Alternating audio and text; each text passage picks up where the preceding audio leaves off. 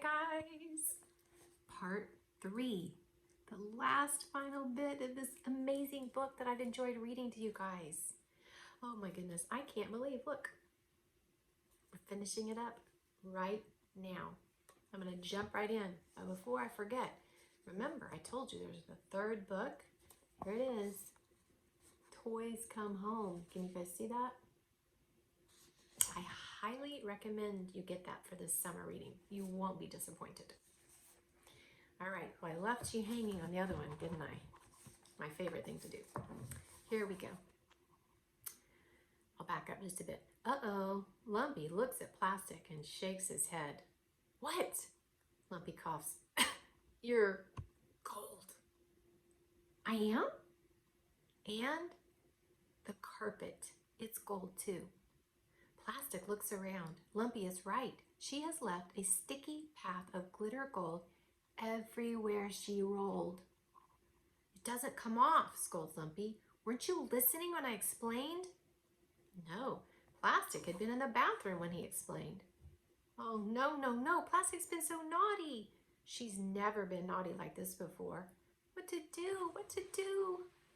Before she has time to think, before anyone has time to think, the toys hear a key in the door.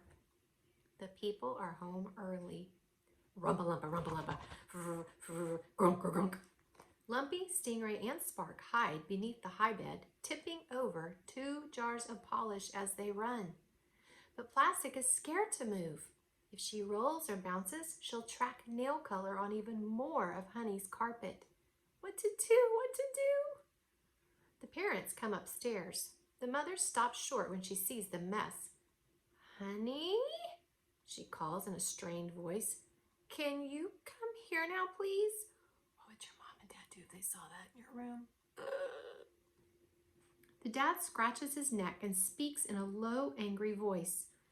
Look what she did to her rubber ball. And to the sheep and the rug. And all that nail polish she just got, the mom adds, and her Barbie box.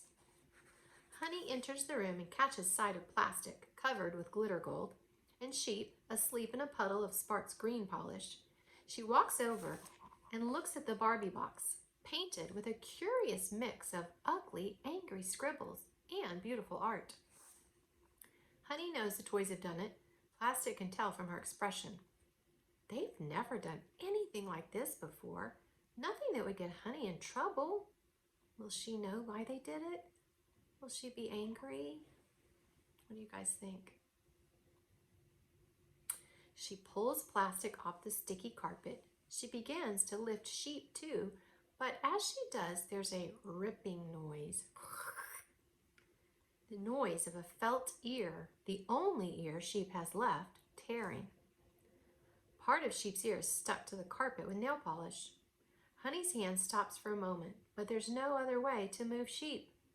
Gently, she rips the ear the rest of the way and holds the wounded Sheep in her arms.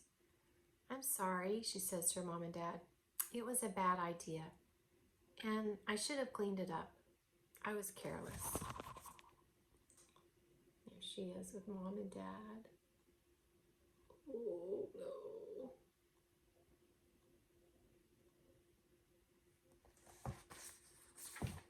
Plastic nearly twitches with surprise and relief. Honey squeezes her.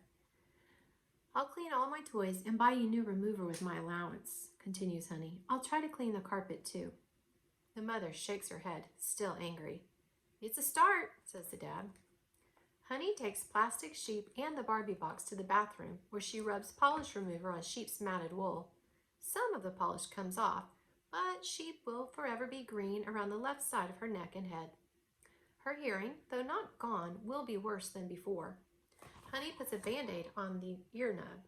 She dabs Plastic with remover, then rinses the ball under the tap and dries her with Tuk Tuk. The clumps of polish come off pretty easily, but it looks as though Plastic will remain shimmery with a slight residue of glitter gold. Plastic doesn't mind. Honey doesn't seem to mind at all. She's taking care of them. She even squeezed Plastic in an understanding way. Besides, Plastic thinks, the glittery Goldie Gold looks very good. When Plastic and Sheep are as clean as they can get, Honey looks at the paintings on the Barbie box. She tries to open it. It won't open. Honey runs a cotton ball dipped in remover along the edges, but Spark has put so much sticky green along her side of the box and Lumpy so much red on his that the lid won't separate from the bottom. The Barbies are still inside. Honey tugs and pulls, but the box won't open. The Barbies will probably have to stay in there for a very long time with all their clothes. Honey carries Plastic and Sheep and the ruined Barbie box into the bedroom, where she places the box on top of the bookshelf so everyone can see it. She finds Lumpy, Stingray, and Spark under the bed and sets them together on the fringed pillows. You wonder what's about to happen. Lumpy's stomach feels awful, and Stingray's body is tight with anxiety. They peek at Spark, but it's impossible to tell what the shark is thinking. Will Honey yell at them and give them timeouts in a bucket in the hallway? Stingray wonders. Or send them off to the zoo to be teased by the real live animals? Or leave them at the dump because she doesn't love them anymore. You sweetie guys, Honey announces. This is the best present I ever got. We're not in trouble, Plastic whispers to her friends. Even though you made a mess and Sheep's ear got hurt, Honey continues, I know you meant it to be a surprise. The picture of Stingray is just the right blue, huh? And blue is the best color. She smiles at Stingray. And here are the golden swirls and these pretty flowers and the greeny grass on the other side. You guys are big sweeties to make this. Spark's top fin twitches ever so slightly in annoyance. Honey pats Sheep and strokes Stingray's tail. I know I haven't played with you much lately, she pets Lumpy's woolly back, but I love you and I will always keep you, she swears. Stingray, Plastic, and Lumpy, Sheep and Daisy Sparkle, even Highlander and the mice. I'll keep you all forever. What did I tell you? Grumps Spark as soon as Honey had gone downstairs for dinner. Unobservant. We're not in trouble, says Plastic, rolling a circle around her friends. She'll love us forever, and she didn't mind that we were naughty. She didn't know we were naughty, says Spark. She missed the entire point. Lumpy sniffs. She thought it was a present. It was the opposite of a present. Exactly. The shark twitches her tail and mutters, greeny grass. Stingray eyes the Barbie box. It's stuck shut, isn't it? She says wonderingly. They're not coming out again. Not for a good long while anyway, says Spark. At least we got that done. She loves us all, cries Plastic. It's true, says Stingray, swishing her tail thoughtfully. She did say that, but it still feels like not as much. Like she loves us, but not as much as she used to. But forever, says Plastic. Yes, says Stingray, forever, but not so much. That night, after Honey's gone to sleep, Sheep has a tearless cry over her lost ear, and her green face, and Honey growing up. It's the first time in her long sheepy life that she's ever cried. The sob sounds like this. Plastic feels sorry for Sheep. She really does. But it's hard for her to keep still and act sympathetic. Every few minutes, she rolls down the hall to bounce in front of the bathroom mirror, admiring her beautiful new sheen. I'm a gold ball, she whispers to her reflection.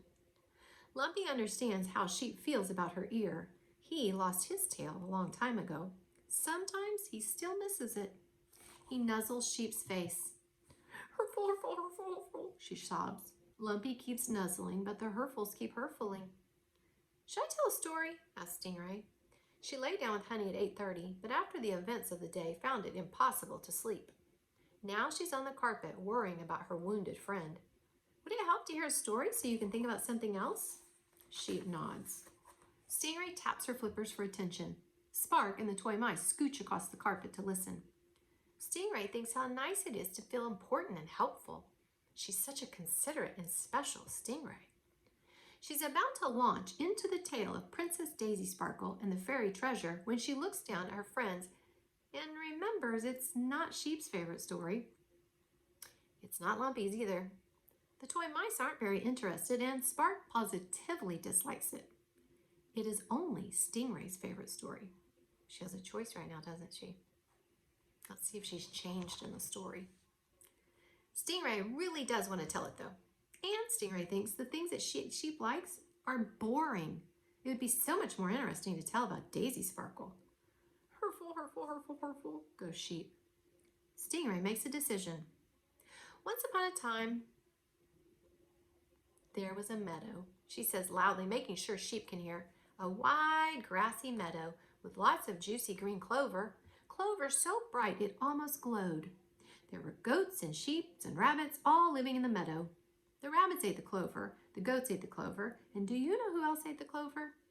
The sheep. They ate as much clover as they wanted each day. They ate grass, and there were like 4 different kinds. The sheep ate these. When they wanted dessert, there were pretty flowers in the meadow that were also good to eat. Stingray talks into the night, boring, but pretty stuff about greenery and chewing. As she talks, Sheep gradually stops hurfling. She's changed, hasn't she?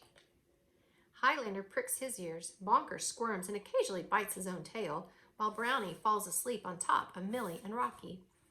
Spark chews on a puzzle piece while she listens. Plastic, feeling gorgeous, rolls back into the bedroom and leans herself against Lumpy. Stingray makes up stories, and she can tell it's helping. The stars twinkle outside the window, and the toys cuddle up. Everything is good again, because they are together. Here they all are listening to her story. Well, guys, it's officially the end. Oh my goodness. I'm curious if you liked this one or if you liked the other one better, Toys Go Out. In the comments, tell me which one was your favorite and why. I'm just curious. So remember, don't forget, toys come home. It'll be worth it, guys. Very, very, very, very good story. I highly recommend it. I love you guys. Make it a great day.